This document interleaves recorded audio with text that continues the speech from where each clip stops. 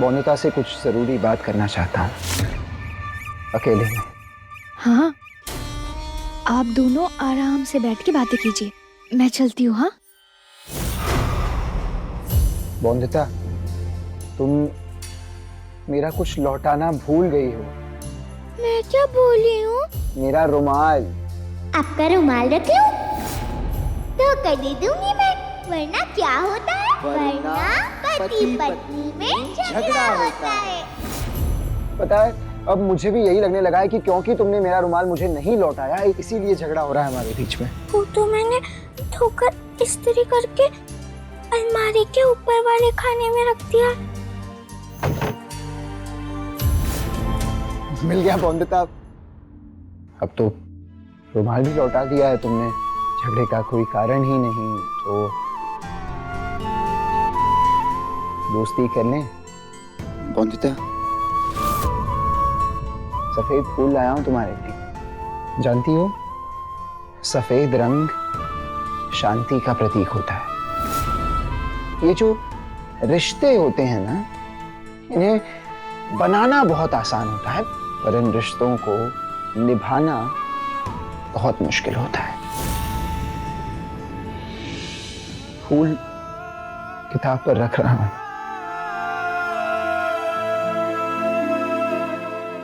रुमाल लेकर जाना।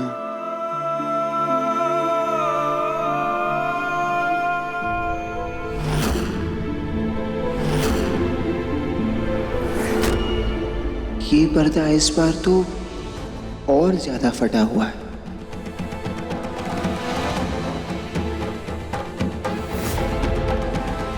मैं चलता हूँ बोनिता।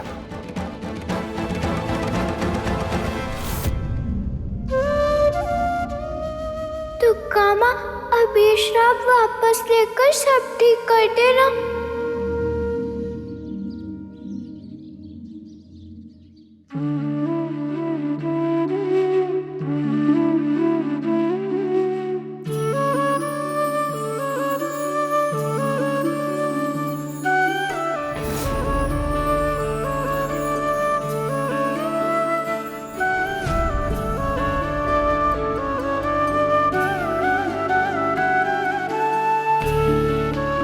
आज तो तबीयत अच्छी लग रही है मेरी।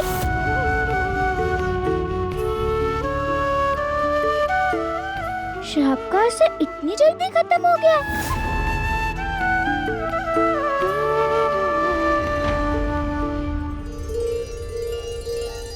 कोई निशान नहीं है खून का, मतलब ठीक हो गई हूँ मैं।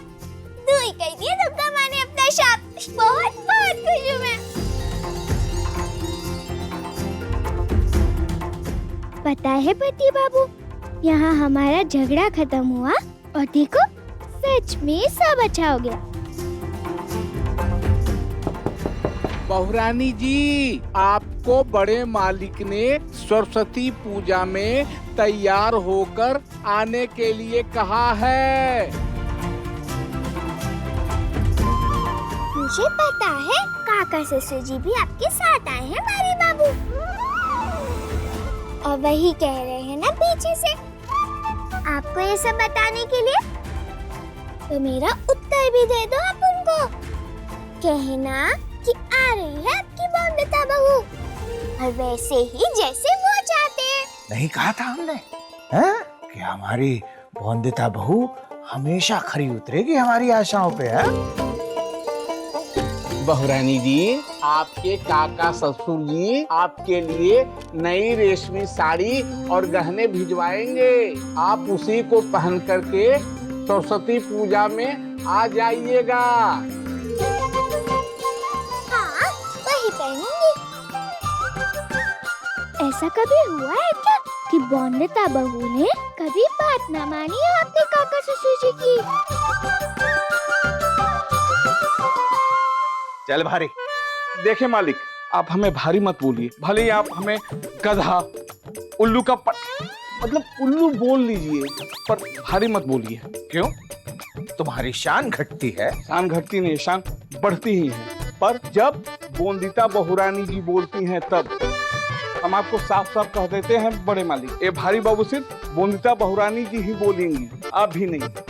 मैं आपको हाथ जोड़ करके कह रहा हूँ। अच्छा तो ठीक है, चल गधे, चल चल चल।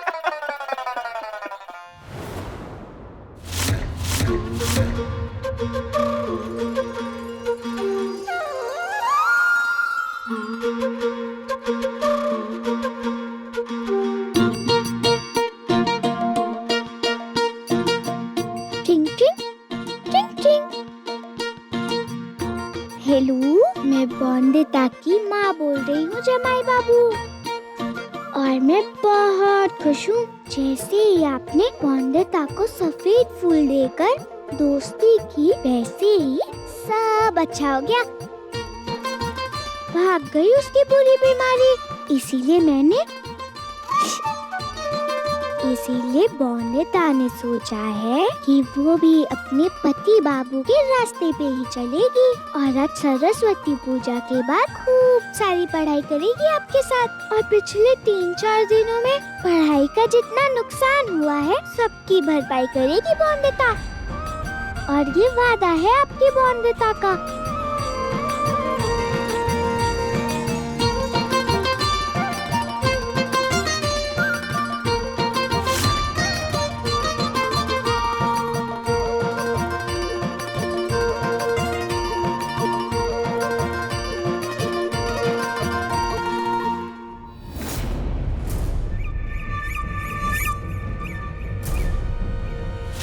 इधर तो आरती की थाली। ये क्या कर रहे हैं आप? अगर सरस्वती माँ की आरती नहीं हुई तो रॉय चौधरी के मान को ठेस नहीं पहुंचेगी। हमारी बहू के होते हुए रॉय चौधरियों के मान सम्मान को कभी ठेस पहुंच सकती है क्या? कभी नहीं। तुम चिंता मत करो, सरस्वती माँ की पूजा करने आ रही है हमारी गृहलक्ष्मी, हमारी बहू बॉन्दिता। ठीक है, वो उसने हमसे खुद कहा है कि वो पूजा करेगी। फिर क्या हुआ तुम्हें? चक्कर आ रहे हैं? ठीक नहीं लग रहा? तुम एक काम करो, जाके तुम अपने कमरे में आराम करो। हाँ बहू, आ जाओ जल्दी, मुहूर्त का समय निकला जा रहा है।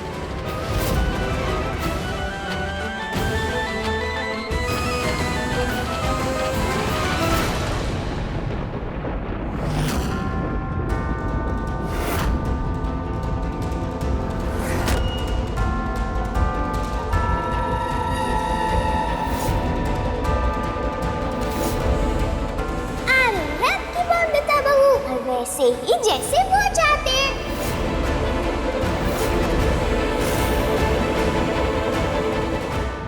अरे बहू, ये क्या? वो सब हमने जो गहने कपड़े दिए थे वो क्यों नहीं पहने?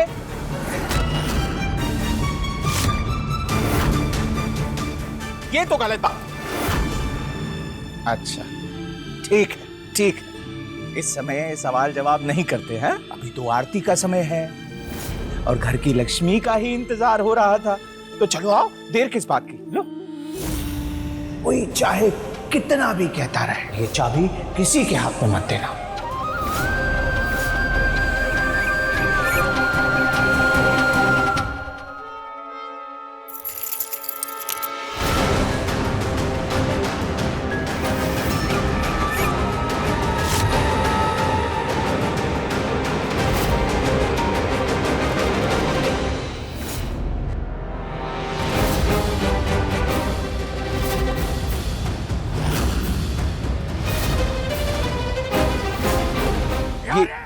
ये क्या कर रही हो? ये चाबी यहाँ क्यों रख दी? काका ससुर जी, मैं ये पूजा नहीं कर सकती।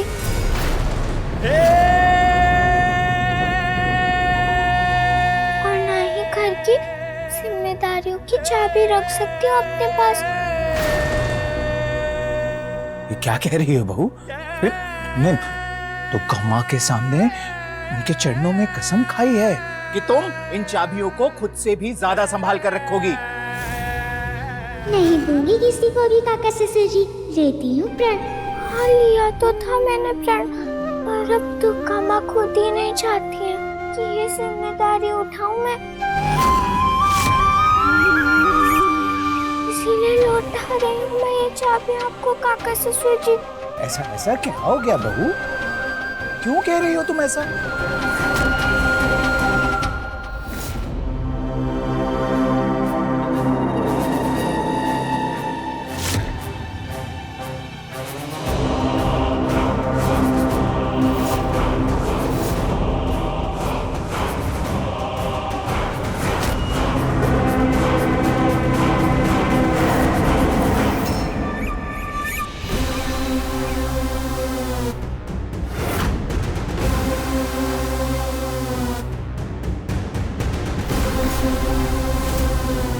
कल तो सिर्फ हल्की सी चोट आई थी तेरे पति बाबू को, और आज तो न जाने क्या हो जाता। क्यों कर रही है बंबिता ऐसा? क्या तुझे अपने पति बाबू की जान की फिक्र नहीं है? अगर पंखा अनिरुद्ध बाबू पे गिर जाता तो? नहीं संपूर्णा माँ, पति बाबू को कुछ हो ऐसा सोच भी सकती हूँ क्या मैं? तो सरस्वती पूजा के लिए हाँ कैसे कह दिया तूने? मेरा कहा समझाया सब भूल गई? मैंने तो हाँ इसीलिए कहा था क्योंकि बीमारी ठीक हो गई है मेरी, जरा भी खून के निशान नहीं थे आज। तेरी बीमारी इसीलिए ठीक हुई क्योंकि मैंने दुर्गा माँ की पूजा की। बलिदान तुझे देना था अपना श्राप दूर करने के लिए, पर बलिदान मैंने दिया है क्योंकि तेरा मन तो आज भी गहने रेशमी साड़ियों में लगा पड़ा है। देखा ना उसका परिणाम, पंखा गिरने वाला था तेरे पति बाबू पे। नहीं, मुझे कुछ नहीं चाहिए।